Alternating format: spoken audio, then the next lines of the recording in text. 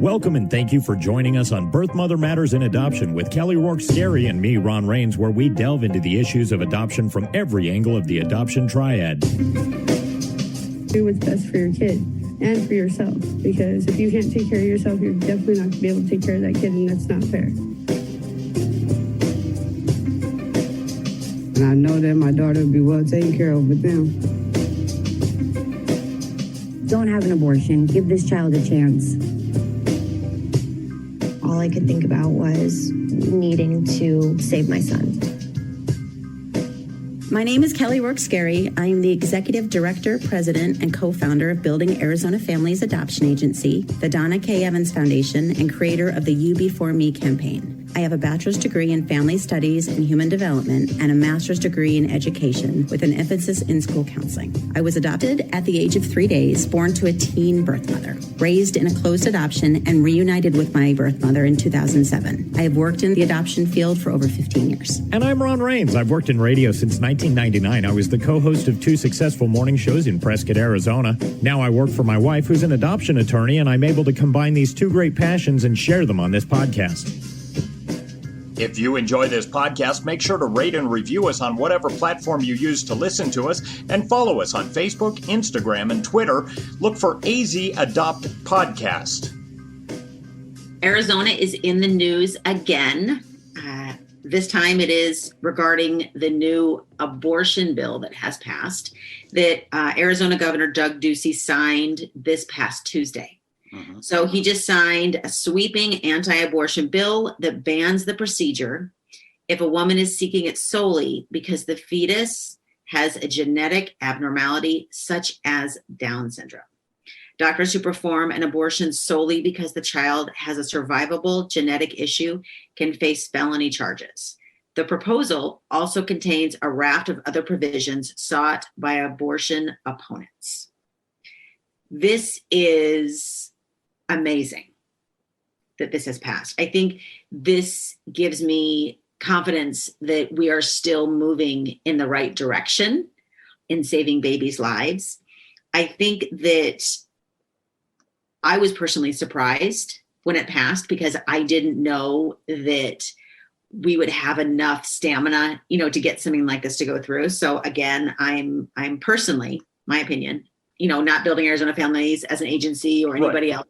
My sole opinion is I'm very happy and very grateful that this has gone through. I'm hoping that this can be somewhat of a cornerstone for other states to step up to the plate and follow through, very much like the heartbeat law is now in so many states. And I know another state just joined the heartbeat law, signed it into effect as well. Now, what would you say to those who would say that this is kind of going at it from the wrong perspective, because if there's an exception to abortions, it should be this? And I'm not saying that for myself. I'm saying I've heard that argument, and I want to know your response to it. Okay. Can you break that down so I make sure that I answer exactly what you're asking? Okay. Saying that if a birth mother knows that her child is going to have Down syndrome, for instance, and that being an excusable reason to have an abortion, and this law is prohibiting that. Now, what would you respond with? I think right now as a country, we're so focused on who is being discriminated against. And I think that because of that, this law is been gifted to those who believe in the sanctity of life. Because we, as a state now, hopefully one day a nation, are not discriminating against children that have Down syndrome, the children that have special needs. We're not saying that these children don't deserve the same chance at life as somebody who doesn't have this. So I think that I would state that I'm so grateful that this is no longer a choice that a pregnant woman would have to make. There is always adoption if you choose not to parent or parenting's not an option. So it's not as if, if you're pregnant with a child and the child has Down syndrome, it's not as if you are forced to parent that child. There is another option. Mm-hmm. And so I think that some women may be very relieved that that's off the table, that they no longer have to look at that. I know that when I was pregnant with my youngest child, and when I found out that I was pregnant, I was 37. And when I went to the doctor, the first thing he asked me was, what if the baby has Down syndrome? Mm-hmm. And I didn't understand his question. And so I looked at him and I said, what do you mean? Like, that will be very unfortunate. I mean, I didn't know the response he was looking for. And even having had worked in the adoption world for so long, I still was kind of stumbling around thinking, what exactly are you asking me? And Right. do you want to continue the pregnancy? And I thought, absolutely. Mm-hmm. You know, regardless of whether or not this child has Down syndrome, this is still, you know, at the time I didn't know, but this is still my son. This doesn't change anything. And I think that as a nation, if we are looking at, you know, children with Down syndrome as equals, which they are, Mm-hmm. we can't discriminate against them and say, oh, we can go ahead and abort if there is Down syndrome and make that a choice, because again, that is blatant discrimination. Well, to me, it shows that the soul of the country is at peril. If people use that as an argument, it reeks to me of the eugenics movements of the early 1900s, where if you were considered lesser than, we could just get rid of you. And it shouldn't change anything that the child hasn't been born yet. You know, so I agree with you 100%. I just wanted your argument, if somebody was to come to you and say, well, this should be a reasonable exception. And I disagree wholeheartedly with Right. with you. I think in a lot of ways, maybe secretly in a pregnant woman's heart, or maybe her partner's heart, to not have that be on the table, Mm-hmm. that's not something that they have to make a decision on. Because I have talked with women who have had a child that they're carrying that has tested positive for Down syndrome. And that's a heartbreaking diagnosis, but it's not the end of the world. Mm-hmm.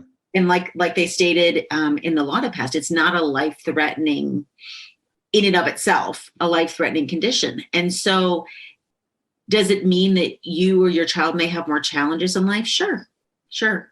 But is that a reason to terminate and end a life before it even has a chance to begin? In my opinion, no. And again, I want to preface this, as we will throughout this podcast, that this is my sole opinion. This is not on behalf of an agency or anything else. This is my personal opinion. And I really want to get this out on the table and discuss it, because I think it's important for people who are on the fence about certain things to be able to hear why. You know, why? A question that is often asked of me when people do talk about Down syndrome is, do families want to adopt children with special needs? As an example, Down syndrome. Absolutely. 100%. What's so interesting about that question, you know, are there families that want to adopt a child with special needs, as an example, Down syndrome? And absolutely there is. You know, we have families that feel that they are equipped and they would be a benefit to a child that has special needs. Mm-hmm. And I love that philosophy and approach, because it's not that they're saving a child. It's almost that the child is saving them, because they have something to offer. And, you know, I've seen families where, you know, one of the two parents may be deaf and they want to adopt a deaf child. So as I was preparing for the podcast today, there was an article published in April of 2007 of characteristics and perspectives of families waiting to adopt a child with Down syndrome. And this was in the Genetics of Medicine, in one of their journals. And so the purpose of the study was to obtain the information on the characteristics and perspectives of families interested in adopting children with Down syndrome. So from 199 mailed surveys, there were 72 respondents, 36.2% of who had previously adopted a child with Down syndrome. 48% learned of the possibility of adopting a child with Down syndrome through the internet. And the primary reasons for considering adoption were that prospective adoptive families were equipped with the necessary resources and had previous positive experiences with individuals who have Down syndrome. And I think that this is absolutely fascinating because I think we are underestimating the desire, the drive, and the caring of so many people who would want to parent and maybe even specifically select a child that had Down syndrome. We have for years and years and years and years and years adopted internationally as a nation from China. Many of the children from China have been classified as having some special need or another. And so in my mind, why would it be any different adopting a child in the United States with a special need? Why would, you know what I mean? It should be parallel. It should be the same. So I think that this will give a lot of people an opportunity to really show, at least now in Arizona, really show other states, yes, there is a need and there is a desire and people want to become parents. And if the child has special needs, the child has special needs. It's not a reason for that child to be non-adoptable. I agree. And I also think it underestimates us as people ourselves. If somebody was to find out that their child that was going to be born with Down syndrome or any other thing, and they decided not to place the child for adoption, I also think we're underestimating our ability to cope with hardships in life. I know it's not the same, but I kind of look at myself in a similar way. I was born with eyesight problems that, are just very difficult to overcome. And I wonder, had my mom been given the option at that time or, even thought about it, because she didn't know until after I was born, obviously. But if she had known, would she have continued with this? And I'm glad she did.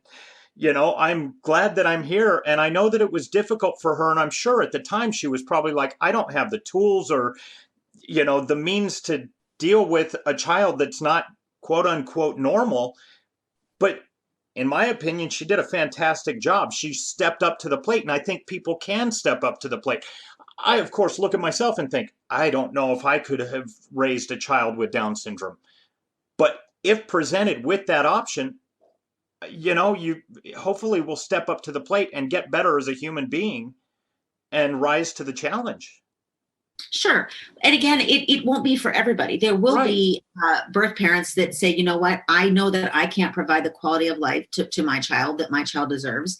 And so I'm going to place that child with a family that can. And I don't think that makes them any less of a person. I think that that makes them a hero. I also think that, sometimes, in my opinion, medicine can almost do us a disservice. We don't have a crystal ball for everything. And, if we had testing that would say, okay, this child is going to have autism, or this child, will, God forbid, develop cancer when they're 9. If this child will, at what point are we finding out too much that is then leading us to make decisions that really we're not, in my opinion, supposed to be making? Right. And so I think that, again, that this new law in Arizona is really doing us a service. I also think it is 100% in sync with us as a nation trying to do away with discrimination, because clearly these babies, they like to call them fetuses, but these babies, these little ones, are being discriminated against. I agree. I think this is, again, monumental. I'm so proud of Arizona for stepping forward and passing this. I think this is going to become a very controversial law that has passed. I think that it is going to really, rattle some cages. And I'm hoping that we can continue to move forward, again, promoting adoption and the celebration of all life.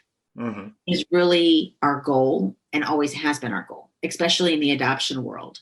Without abortion, for those that can't parent or choose not to parent, that only creates more adoption opportunities, more families that can become parents, more siblings that can become more siblings. Right.